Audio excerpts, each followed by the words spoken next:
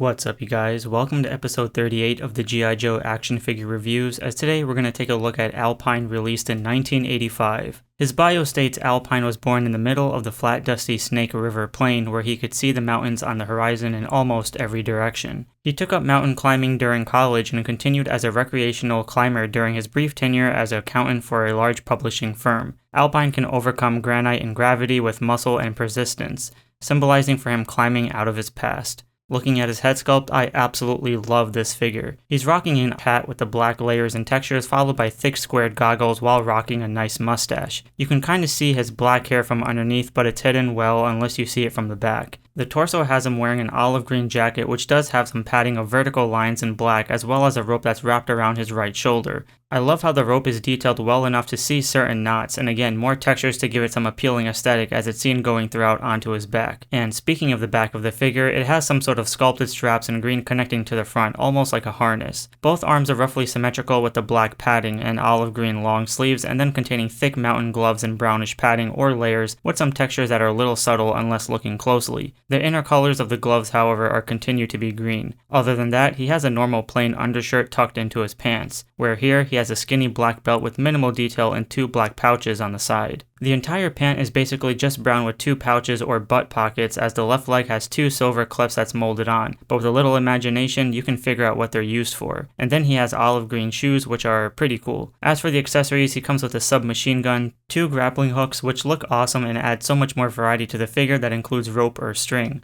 When looking at his beige backpack, he has a slot to insert his weapon, but since mine broke, unfortunately I can't show you how great it would have looked. But here's the climbing axe that can be used to add onto the backpack and then the launch line. Overall, I love this figure. It's packed with just the right amount of accessories to make the figure pop in many ways while utilizing some great sculpting, to make it look like he has layers within his outfit. It's just kind of a shame that the G.I. Joe Classified version fell short compared to this. Therefore, I'll consider this to be the best version we have yet. So with that said, let me know in the comments below what you think about this figure, and be sure to give a like and subscribe for more reviews.